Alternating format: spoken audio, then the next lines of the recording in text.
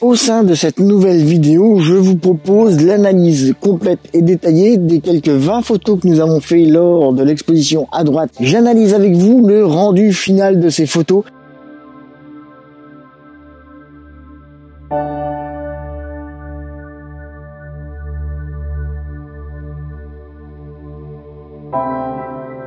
Nous voici donc revenus devant l'écran de l'ordinateur et je vais donc partager mon écran pour vous montrer un petit peu les résultats obtenus sur la version Lightroom. Voilà, partager. Voilà. Donc ici, en bas, vous avez les photos qui ont été prises, les 20 photos qui ont été prises lors de cette session. Nous avons ici la photo à 0 IL. Donc cette photo a plus 2 IL. Cette photo-ci a 1,5 IL. Celle-ci a 1 IL.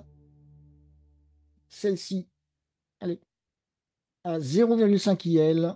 Et celle-ci est prise à moins 0,5 IL.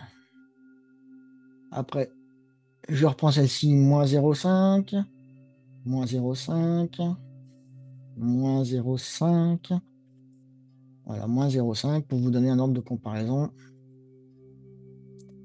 Voyez. Donc nous allons analyser, grâce à l'exposition à droite un petit peu, le rendu final de nos photos. Et je vais tout de suite commencer par le plus 2 IL. Si je fais un avant-après, donc vous voyez au niveau du post-traitement, avant, après post-traitement. Et nous allons analyser maintenant un petit peu, vous voyez ici, si je viens ici, j'ai quand même un petit peu quelques aberrations chromatiques qui sont montées, mais elles étaient déjà à l'origine, je les ai simplement malheureusement renforcées en post-traitement, elles apparaissent beaucoup plus de manière flagrante. Sinon, j'ai quelques taches de rouge, donc les taches de rouge, c'est les avertissements de surexposition qui sont montés. Donc là, c'est pas bien grave, puisque si vous regardez sur le résultat final, je vais vous montrer la photo finale en plein écran. La photo finale, et comme vous pouvez le constater, au niveau des aberrations chromatiques ici, bah, elles ne nous dérangent pas plus que ça, elles apparaissent pas forcément à l'œil. Au niveau des basses lumières, ici, des ombres bouchées si vous préférez, j'ai pu quand même faire remonter les troncs des arbres et un petit peu le sous-bois grâce à l'exposition à plus de IL. Et ici, bah, j'ai bien dégagé ma guinguette. J'ai pas de lumière qui est vraiment trop écrasante sur la guinguette. Je vous montrerai un petit peu le post-traitement que j'ai réalisé. Et ici, en fond, vous voyez, bon, j'ai un petit peu de détail qui apparaît au niveau du sous-bois, au fond dans la queue de l'étang grainetier. Et en avant-plan, j'ai pas de montée vraiment de haute lumière qui pourrait écraser ma photo. Alors, cette photo sur Lightroom, en ce qui concerne l'histogramme, vous voyez, si je mets les alertes d'histogramme basse et haute, je n'ai pas d'alerte qui arrive, je n'ai pas de zone bouchée comme nous avons vu sur la photo finale. Hein. La guinguette est bien présente, les sous-bois sont bien présents. Comme énoncé tout à l'heure, j'ai quelques montées d'informations, d'alerte de surexposition au niveau des nuages. Mais bon, ça dérange pas trop, c'est pas non plus bien présent. J'ai quelques aberrations chromatiques qui sont montées un petit peu. Mais elles étaient déjà présentes, comme je l'ai dit tout à l'heure, avant le post-traitement. Donc là, malheureusement, le post-traitement n'a fait que renforcer ces aberrations chromatiques. Bon, elles sont là, elles sont pas trop dérangeantes. Après, à voir sur une impression en format A2 si elles sont vraiment présentes, si cela gêne vraiment. Mais là, pour une utilisation, je dirais, classique de la photo, ça ne gêne pas forcément plus que ça. Et à ce niveau-là, du branchage, vous voyez, je n'ai pas du tout d'aberrations chromatiques qui sont montées. Ou si peu que, voilà, c'est pas flagrant. Il y en a quelques-unes qui sont là, mais rien de bien tangible. Hein. Encore une fois, ça ne dérange absolument pas la vision. Faisons un avant-après, vous voyez, à la prise de vue et en post-traitement. Je vois ici les exifs, donc sans ISO, 24 mm, f8, 1/250e de seconde. Donc ce qui correspond sur le terrain à plus 2 IL. J'ai bien mon histogramme qui enveloppe toute sa superficie avec une légère pointe de saturation à ce niveau-là sur les bleus. Bon, ça, il faut y faire attention parce que c'est un petit peu, on perd un petit peu d'informations dans les bleus à ce niveau-là.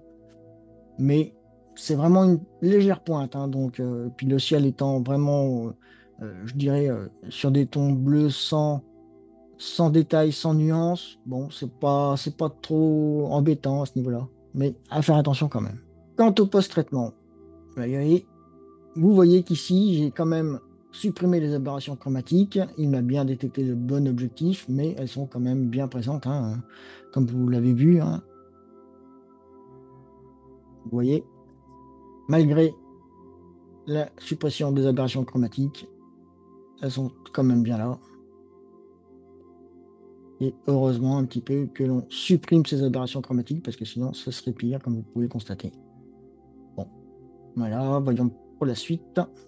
Donc 5300 Kelvin par rapport à la balance des blancs, je suis en profil standard par rapport à la colorimétrie. J'ai encore surexposé un petit peu ma photo dans l'ensemble. J'ai rajouté du contraste, mais je vais l'enlever un petit peu parce que je n'aime pas trop quand c'est contrasté maintenant. Voilà, j'ai bien diminué mes hautes lumières, la texture, la clarté, tout ça. Voilà, vous voyez. Vous voyez un petit peu pour le post-traitement, voilà. Par contre, comme vous pouvez le constater, je n'ai aucun masque. Je n'ai aucun masque sur cette photo. Je n'ai pas eu besoin de faire de masque quelconque pour atténuer ou augmenter les zones ou autres. C'est vraiment du traitement basique de la photo. Et là maintenant, je vais, grâce à la nouvelle version de Lightroom, essayer un petit peu l'atténuation du bruit. Parce que si vous regardez à ce niveau-là, j'ai quand même, malgré que je sois exposé à plus de ZL, j'ai quand même une montée de bruit qui est quand même bien présente. J'ai une petite perte de texture et de détails en sous-bois. Alors, c'est normal parce que déjà, vu où est le sous-bois, la distance, la luminosité disponible à cette heure, c'est des choses qui sont tout à fait normales et qui ne sont pas du tout inquiétantes. Donc, je vais tester la réduction de bruit. Voilà.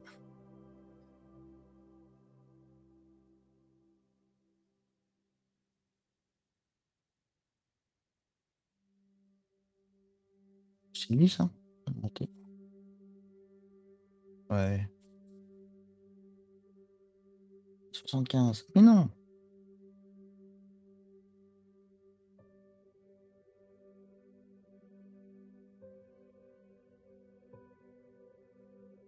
Donc, il calcule pour la réduction de bruit.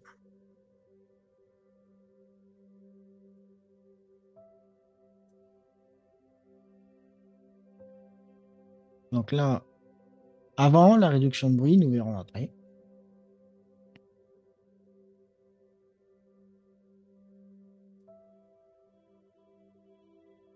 Voilà, la réduction de bruit a été effective. Et vous voyez quand même, c'est quand même beaucoup plus agréable, j'ai beaucoup moins de bruit. Donc l'IA de Lightroom a quand même bien fait son taf. Bon, là, comme vous voyez, j'ai des zones de perdu dans les basses lumières, hein. C'est du branchage. Cela n'est pas trop grave, vous voyez, c'est cette branche ici qui est un petit peu perdue, hein. Mais c'est pas trop grave. Et j'ai quand même quelque chose d'assez intéressant au niveau de la réduction du bruit, hein. Donc ça, c'était plus de ZL. Et maintenant, à plus 1,3 ZL. Bon, bah, comme vous voyez, on décale légèrement l'histogramme sur la gauche. Là, au niveau du bruit, eh ben là, c'est net, hein. J'ai bien une montée de bruit qui est bien présente, encore plus qu'à plus 2 IL. Si je fais plus 1 IL, à plus 1 IL, j'ai quand même bizarrement moins de bruit qu'à 1,5 IL. Bon, après, c'est les caractéristiques du capteur et de l'appareil photo. Pourtant, je suis toujours à 100 ISO, comme vous pouvez le constater, hein, quelle que soit la photo, 100 ISO. En ce qui concerne les aberrations chromatiques, j'en ai toujours de présentes, hein. Elles sont toujours là. Elles sont même, je dirais, encore plus présentes. Plus je diminue euh, l'exposition, plus les aberrations chromatiques sont présentes, je trouve.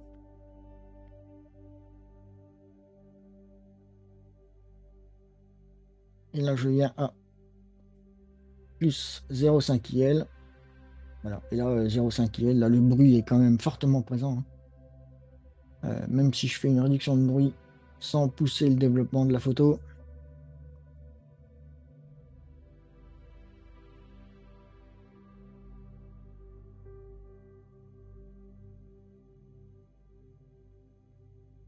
Pourtant, pendant que l'IA calcule la réduction de bruit, vous pouvez constater que mon histogramme est quand même bien réparti.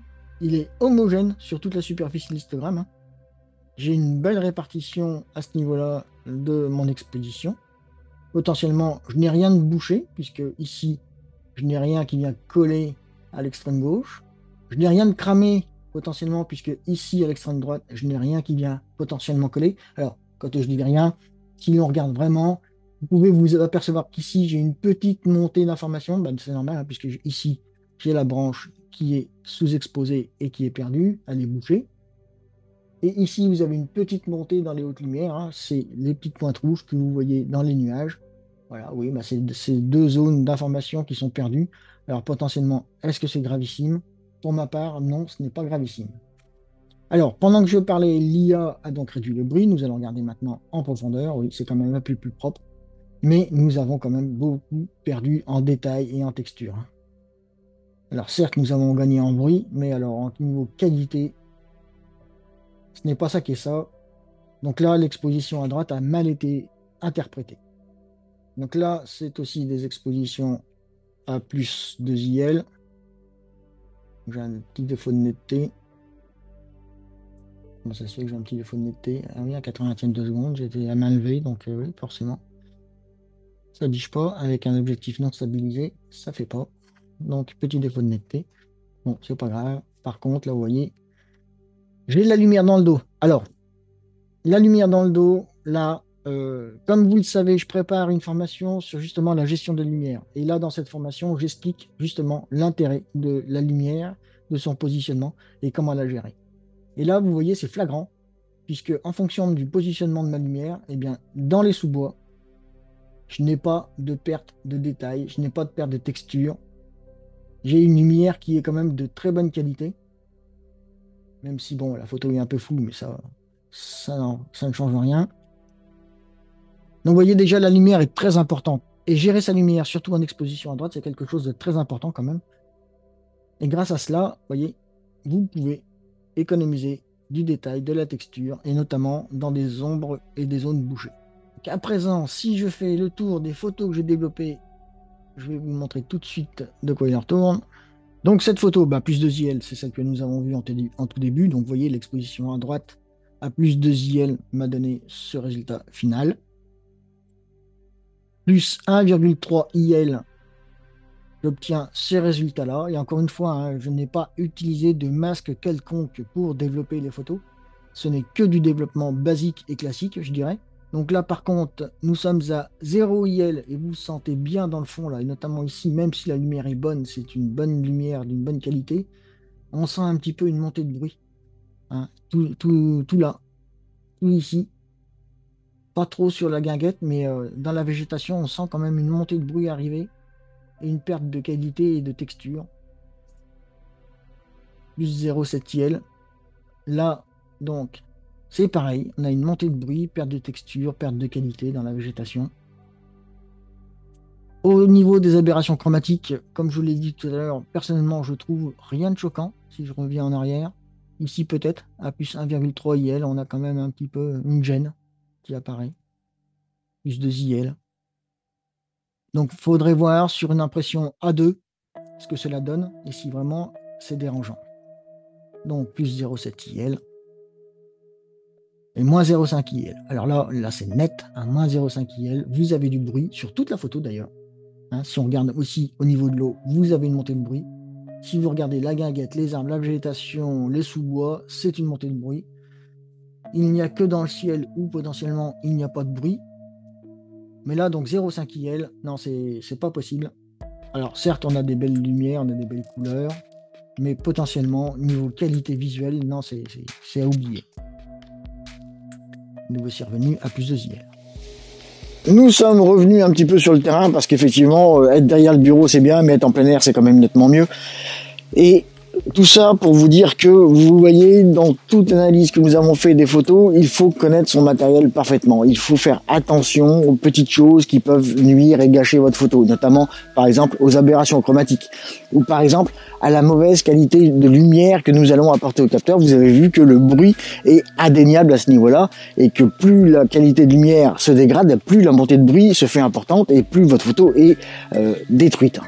Comme vous avez pu le constater, l'exposition à droite n'a rien de sorcier, c'est comme quelque chose d'assez simple, d'assez intuitif. Il faut juste simplement faire très attention au positionnement de son histogramme sur l'histogramme à proprement parler, et il faut aussi faire un petit peu attention aux propriétés optiques de son objectif afin de ne pas faire monter d'aberrations chromatiques ou autres. Autre point pour lequel je ne suis pas revenu dans cette vidéo, mais là je reviens une fois que maintenant nous sommes sur le terrain, c'est de connaître son capteur. Et je m'aperçois que pour l'Alpha 1, je n'ai pas fait de test de montée en ISO et de test de performance du capteur, notamment par rapport à la plage dynamique et à la plage dynamique utile. J'ai cru que j'avais fait ces tests, mais je n'ai jamais pris le temps de les faire, donc je m'aperçois de la sorte que je ne connais pas très bien mon capteur, ni mon boîtier, et son comportement vis-à-vis de la qualité de lumière qu'il reçoit. Je vais remédier à cela dès que j'aurai 5 minutes. Il faut absolument que je fasse ces tests moi aussi pour connaître parfaitement les caractéristiques de mon boîtier, de mon capteur. Et notamment la plage dynamique utile, très intéressante. Et j'attire l'attention de celles et ceux qui souhaitent contribuer au développement de la chaîne, qu'il y a notamment sur toutes les vidéos de test des objectifs, des liens qui vont vous permettre d'aller directement chez les revendeurs pour pouvoir bénéficier d'offres par rapport à ces revendeurs, mais notamment de donner une visibilité à ces revendeurs sur la chaîne YouTube et son existence. Et notamment dans la liste de ces revendeurs, vous avez le magasin Camara du Creusot, pour lequel la chaîne YouTube fait un petit peu un partenariat. Et grâce à ce partenariat, j'espère pouvoir déclencher des tests de matériel, des tests d'objectifs, des tests de choses et d'autres. Et pourquoi pas un partenariat avec des marques pour le développement de la chaîne. Sinon, je vous invite à vous abonner si ce n'est pas fait, à laisser le petit like qui va bien sur la vidéo, ça fait toujours plaisir et cela aide au référencement de la vidéo sur YouTube. Et une dernière chose, vous avez toujours à disposition, une fois par mois, des visioconférences qui vont vous permettre de progresser et de développer votre pratique photographique à mes côtés. Les renseignements, les inscriptions et le détail du contenu de ces visioconférences sont disponibles sur le site internet www.jeromechampagnatphotonac.com. Comme d'habitude, en description de la vidéo. Il ne me reste plus qu'à vous dire, faites-vous plaisir, faites des photos, et à bientôt.